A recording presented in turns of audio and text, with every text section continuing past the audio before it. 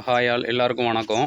அன்னைக்கு நம்ம எதை பற்றி பேச போகிறோம் அப்படின்னு சொன்னால், இந்த வாழை விவசாயத்துக்கு ஊடையில் வந்து நம்ம ஊடு பயிர்களை பற்றி பேச போகிறோம். அதாவது வந்து பெரும்பாலும் இங்கே வந்து நம்ம வாழை பயிரிடுவோம். கற்பூரவள்ளி, ரசகதிலி, அதுக்கப்புறம் ஏத்தன் வாழை, செவ்வாழையும் பயிரிடுவோம்.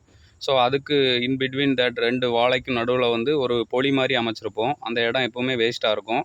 ஸோ அதை வேஸ்ட் பண்ணாமல், அந்த ஸ்பேஸ் வந்து வேஸ்ட் பண்ணாமல் நம்ம ஏதாவது பயன்படுத்துகிற முறையில் வந்து இப்போ என்ன பண்ணியிருக்கோம் அப்படின்னா, இந்த வெண்டை, அப்புறம் காராமணி பயிர்கள்லாம் வந்து நம்ம விதைச்சிருக்கோம். அதை நீங்களே பாருங்கள் எப்படி இருக்குன்னு சொல்லி. ஃபஸ்ட் இந்த வாழை பார்த்துக்கோங்க.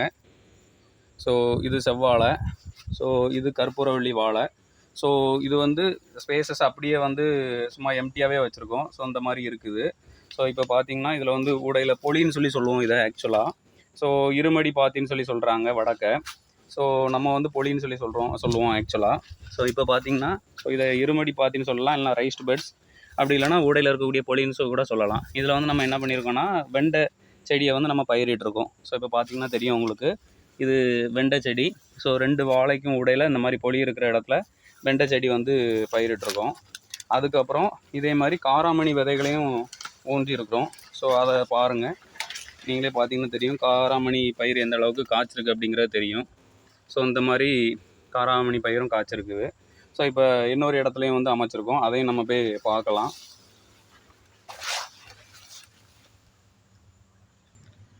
ஸோ இப்போ இந்த பொலியில் நீங்கள் பார்த்தாலும் தெரியும், இதில் வந்து காராமணி பயிர் எந்த அளவுக்கு விளைச்சல் வந்திருக்குன்னு சொல்லி பாருங்கள்.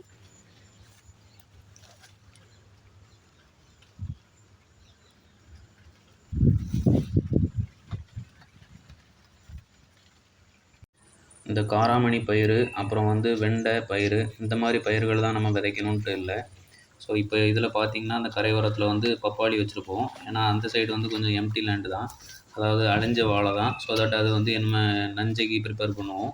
ஸோ தட் அந்த லேண்ட் வந்து எம்டியாக இருக்கும். ஸோ அப்போ வெயில் வந்து அதிகமாக கிடைக்கும், வெயில். ஸோ அதை கனெக்ட் பண்ணி இந்த கரையோரத்தில் வந்து பப்பாளி செடிகளை வந்து வச்சுருப்போம். இதுவும் குயிக்காக வளர்ந்து நம்மளுக்கு பலன் தரும். அதுக்கப்புறம் பார்த்திங்கன்னா நம்ம வந்து இந்த பயிர்கள் தான் இல்லை, இந்த வெண்டை, காராமணி பயிர்கள் மட்டும் இல்லை, நம்ம வந்து அவரை, செடி அவரை வந்து ரொம்ப பலம் தரும். நாங்கள் எப்போதுமே வந்து செடி அவரை தான் விதைப்போம். அப்புறம் வந்து சின்ன கன்றுகளாக வந்து நம்ம விதையை தூவி, அப்புறம் சின்ன கன்றுகளாக எடுத்து நம்ம மிளகா செடி வந்து நடலாம் இதில், இந்த பொலிகளில். ஸோ தட் மழை நேரம்னா கொஞ்சம் பொலியில் மேலே தள்ளி வந்து நடுவோம். ஸோ அப்படி நடும்போது பெரிய மழை வந்தாலும் அழுகாது. ஸோ அந்த மாதிரி இருக்கும். ஸோ மிளகாவும் வந்து ரொம்ப ப்ரொடெக்ஷன் தரும், ரொம்ப நாள் நின்று நம்மளுக்கு வந்து ப்ரொடெக்ஷன் தரும்.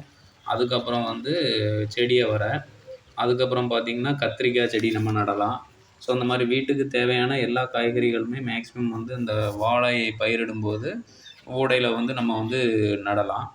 அதுக்கப்புறம் வந்து பார்த்திங்கன்னா இயற்கை அமைப்புன்னு பார்த்தாலே வந்து ஒரு பயிர் சாகுபடி அப்படிங்கிறது இருக்காது. நீங்கள் பார்த்திங்கனாலும் ஒரு இடம் வந்து எம்டியாக இருக்குதுன்னா அதில் நிறைய களைகள் இருக்கும். களைகள் வந்து ஒரு வெரைட்டியான களைகள் இருக்காது, நிறைய வெரைட்டியான செடிகள் இருக்கும். அதுதான் வந்து அமைப்பு. ஸோ அந்த இயற்கை அமைப்பே வந்து அதாவது பல பயிர் சாகுபடி தான் வந்து இயற்கையின் அமைப்பு. ஒரு செடின்னு சொல்லி தனியாக வராது. ஸோ அதனால் வந்து அதாவது எப்படி வரும் அப்படின்னா, அந்த வெப்பநிலைக்கு தகுந்த மாதிரி உள்ள பயிர்கள் வந்து அங்கே வரும். பட் வந்து வெரைட்டிஸ் ஆஃப் செடிகள் இருக்கும். ஸோ அதனால் வந்து நம்மளும் இந்த மாதிரி சாகுபடி பண்ணலாம். இதை கரெக்டாக களை பராமரிப்பு இதெல்லாம் பண்ணி வச்சோன்னா நல்ல ஈல்டு இதுலையுமே நம்ம எடுக்கலாம். ஃபார் எக்ஸாம்பிள் இப்போ வாழைலாம் போட்டிங்க அப்படின்னு சொன்னால் அது வந்து 1 இயர் கழித்து தான் உங்களுக்கு பலன் தரும்.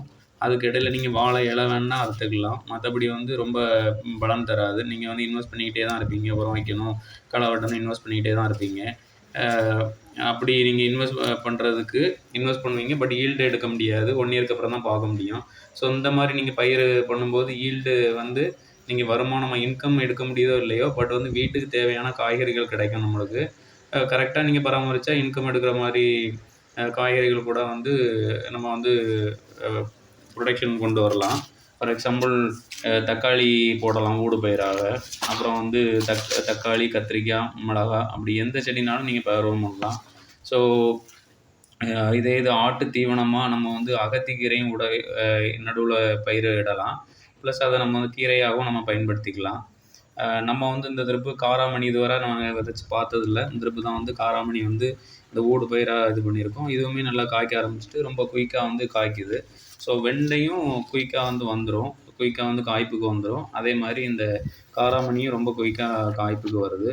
ஸோ அந்த மாதிரி ஊடு பயிராக ஏதாவது உளுந்தோ சிறுபயிரோ எது உங்களுக்கு வந்து சூட் ஆகுமோ அதை வந்து வாழைக்கு ஊடையில் வந்து நீங்கள் போட்டு பயிர் பண்ணுங்கள். ஓகே. ஸோ இதை கன்வே பண்ணுறதுக்காக தான் அந்த வீடியோ. நன்றி, வணக்கம்.